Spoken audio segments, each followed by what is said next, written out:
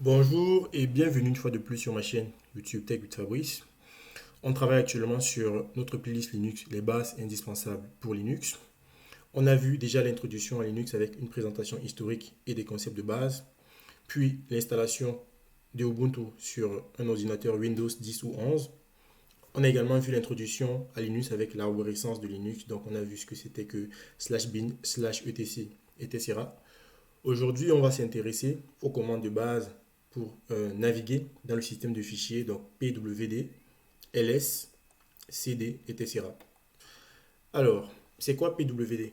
Pwd, ça veut dire Print Working Directory. Donc, pwd vous permet de donner le chemin complet partant de la racine jusqu'au répertoire sur lequel vous vous trouvez.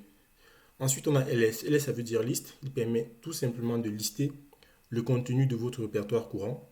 Et enfin, cd pour Change Directory, qui permet de changer de répertoire et de se déplacer dans l'arborescence.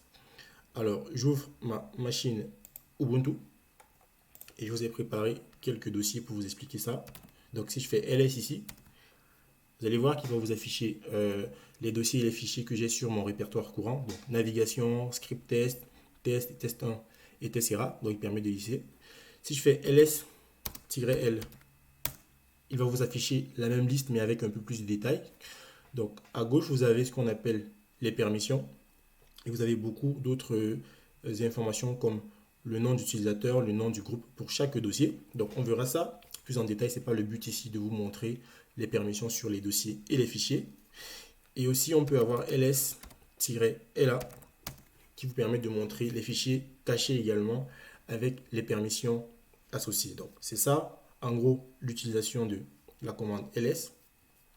Puis on a pwd. Donc si je fais pwd, donc le terminal va vous afficher /home/ubuntu.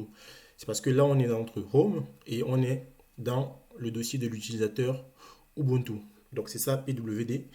Et enfin, on a la commande cd. Donc je refais ls juste pour voir les dossiers que j'ai. Cd c'est pour Change Directory. Donc si je fais par exemple cd navigation, cd navigation, pardon, je fais même naviga, j'appuie tab, il va compléter tout seul. Voilà, navigation.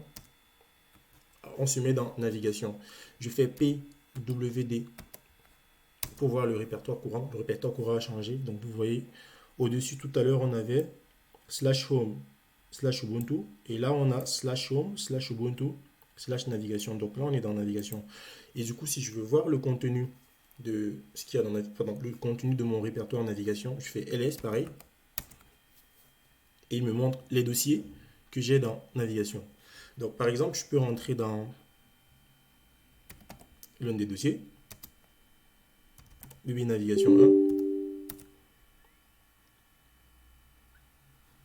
Il y a une petite erreur, donc je reprends Bibi Navigation 1, faire ls, voir le contenu.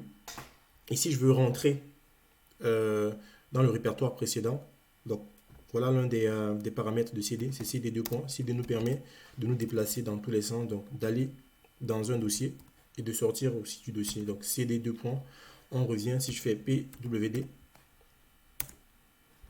dans navigation. Donc tout à l'heure, on était dans navigation 1. Vous faites la comparaison entre les résultats qu'il y a au niveau du terminal. Hop.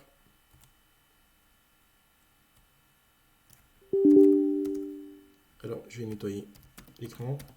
Clear. Donc, je refais pwd. Il nous dit on est dans. Ok, là, si je fais cd, deux points. Je reviens dans navigation.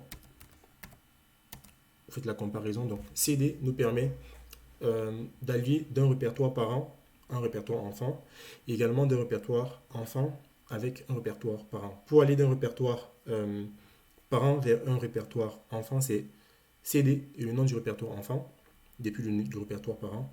Et inversement, pour aller d'un répertoire enfant à un répertoire parent, c'est cd deux points depuis le répertoire enfant. Donc, voilà les trois commandes que je voulais vous montrer aujourd'hui. C'était pwd, ls et cd. Donc, dans la suite, on pourra voir mkdir pour créer un dossier.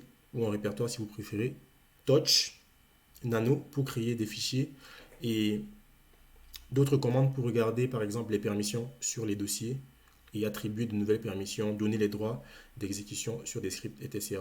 Merci beaucoup et n'hésitez pas à laisser des likes ou des commentaires pour nous inspirer pour les prochaines vidéos.